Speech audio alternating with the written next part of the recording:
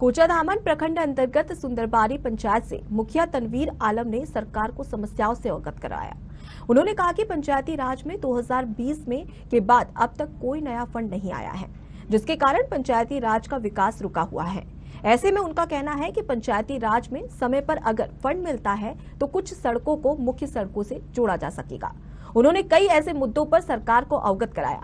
उनका कहना है कि सरकार इस मामले पर ध्यान दे और जल्द से जल्द फंड रिलीज करे ताकि पंचायतों में तेजी से विकास हो सके। देख रहे हैं साधना न्यूज। इस वक्त जो है हम कोचाधामन प्रखंड अंतर्गत सुंदरबाड़ी पंचायत में हैं। हालांकि पिछले दफे में एक बार फिर हमने इनसे बात की थी मनरेगा को लेकर के, जो पेमेंट रुका हुआ था। उसके बाद जो है साधना न्यूज की टीम ने जो उस खबर को दिखाई थी, उसके बाद जो है असर हुआ था। उसके नेक्स्ट डे जो है पेमेंट सबके अकाउंट में आ गया था। यहाँ के जो मजदूर लोग हैं उनको मिल गया था। सामने त्यौहार, फिर सामने एक त्यौहार और आ रहा, बकरीद का। अब जो है पंचायती राज का हाल बहुत बुरा हाल है। यानी बिहार में पंचायती राज का जो है गत्ते हालत में हो गया है।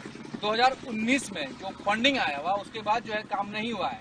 यही चीज लगातार सवाल उठ रहा है कि बिहार में भले ही नीतीश कुमार लगातार कह रहा है कि बिहार पंचायती राज को बहुत बेहतर व्यवस्था में लाया जा रहा है, बहुत डेवलपमेंट हुआ है, बहुत कुछ हुआ है, आज भी कुछ ऐसे गांव हैं, जो सड़कें हैं, जो आज भी कोसों दूर है विकास से। मगर इन चीजों को मुख्य मार्ग सड़कों से जोड़ना है, मुख्य सड़कों से जोड़ना है। और कुछ ऐसे भी ग्रामीण इलाके में नदी से लोग प्रभावित हैं, जहाँ घर कर रहा है, नदी में समा गया, हजारों खेत जो है नदी में विलीन हो रहा है। मगर इस पे प्रशासन ध्यान नहीं दे रही है, इस पे जो है माननीय मुख्यमंत्री ध्यान नहीं दे रहे हैं। मगर तनवीर आलम साहब जो है अपने पंचायत को लेकर के हमेशा से ही एक्टिव रहते हैं। मुखिया तनवीर आलम से हम बात करेंगे आखिर क्या कुछ है पंचायत के प्रति, और पंचायत में जो काम अधूरे रह गए हैं, क्या उस पर फंड आया या काम नहीं हो पा रहा है, क्या कुछ परेशानी है, सारी चीज़ों को जानेंगे। और साधना न्यूज़ जो है ये नेशनल खबर दिखाएंगी। सरकार तक इन खबरों को पहुँचाने का हमारी सबसे बड़ी पहल है। बताइए कि मुखिया जी क्या कुछ हुआ आपके पंचायत में और क्या कुछ रहा।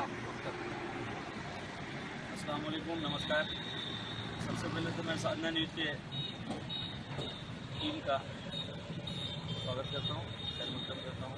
बहुत बहुत शुक्रिया, आपने हमारे पंचायत में अपना रुख मोड़ते हुए पंचायत के मसले को आपके चैनल द्वारा मैं सरकार तक पहुँचाने का कोशिश कर रहा हूँ।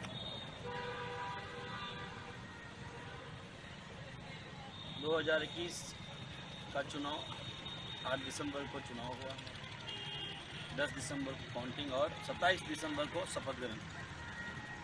शपथ ग्रहण के बाद अब तक पंचायत में जो वित्त उसमें जैसे 15 वित्त है, उस समय अब तक का फंड नहीं आ पाया पंचायत में। मैं पंचायत के कामों को लेकर के बहुत ज़्यादा चिंतित हूँ।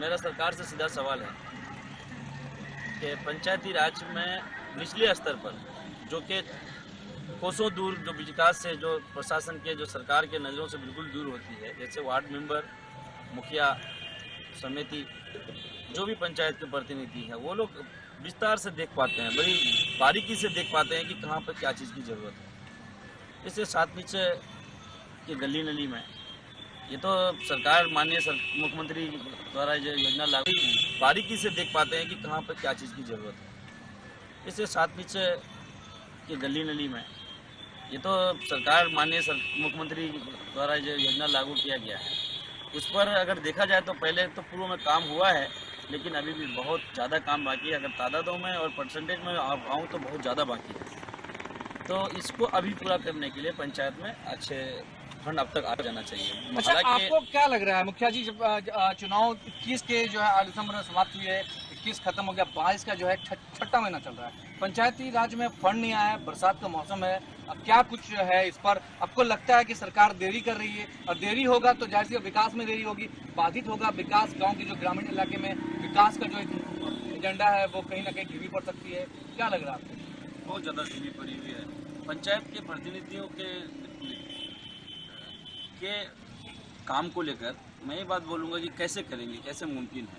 ये 6th मंथ चालू है, 6वां महीना चालू है, और पंचायत में अब तक फंड नहीं आने का क्या वजह हो सकता है?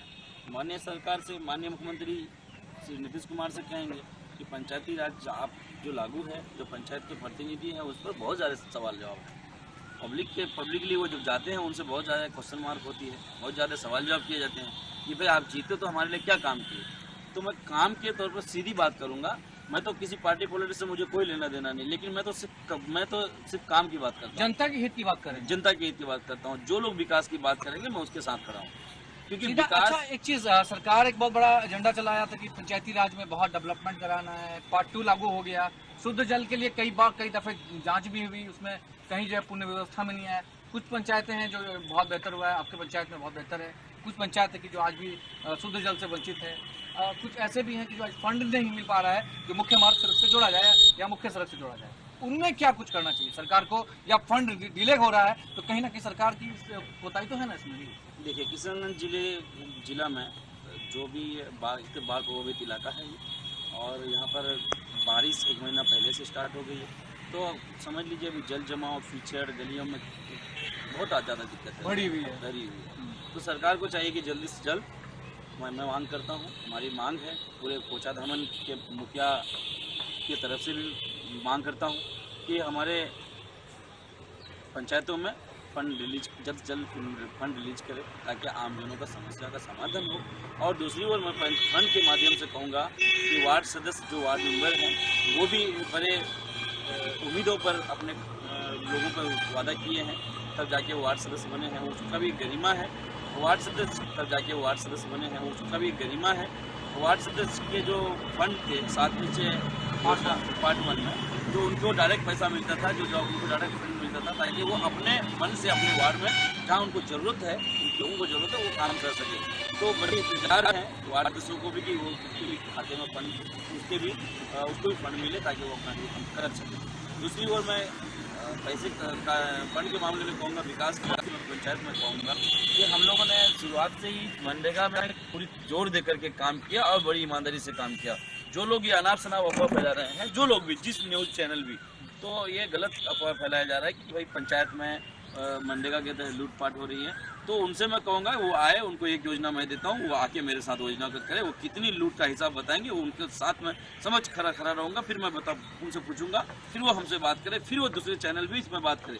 ये कोई बात नहीं, हम लोगों ने पंचायत में मनरेगा को बहुत जोर से काम किया और पूरी तैयारी के साथ काम किया, ताकि हम लोग को एक चीज़ की नॉलेज पहले से थी कि भाई पंचायत में फंड का कमी रहती है, काम बहुत ज़्यादा रहता है। बरसात से पहले आप लोगों को जो समय मिला 4 महीना, और 4 महीने में जो काम आपने किया है, आपके द्वारा जो है 45 या 46 तालाबें खुदाई हुई है, कुछ ऐसे जगह बांध वगैरह का काम हुआ है, नहर की चढ़ाई हुई है, तो इन कम महीनों में इतना जल्दी करवाया आपने। अब कह रहे हैं कि नहीं फंड होनी चाहिए, जो पार्ट 2 के अंतर्गत आता है, जो मुख्य मार्ग सड़कें हैं, नाले हैं, उनको जोड़ना है, तो उन पर सरकार कोताही बरत रही है।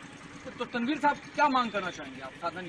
देखिए, बाकी जो वित्त है, 15वीं वित्त है, सिस्टम है, जो गवर्नमेंट से मैं कहूँगा, सरकार से मेरी मांग है कि इसमें पैसा जितना जल्दी हो सके पैसा रिलीज करे, ताकि पंचायत में विकास हो पाए, जो आमजनों को जो दिक्कत है वो जल्द से जल्द हो जाए। और मनरेगा के तरफ मैं कहूँगा, मनरेगा के सभी पदाधिकारी एवं मनरेगा की योजना, ये तो माननीय प्रधानमंत्री का योजना है, सेंट्रल गवर्नमेंट का योजना है, जो कि मनरेगा, तो मनरेगा के हम लोग इसलिए काम कर रहे थे, और बहुत सारे कच्ची सड़कों को हम लोग ने बनाया, बहुत सारे सड़कों जहाँ पर कई सैकड़ों घरों का आबादी है, लेकिन वहाँ पे सड़क नहीं थी, जिस पर हम लोगों ने कच्ची सड़क को निकाल के लोगों को आने जाने तक का रास्ता दिया है।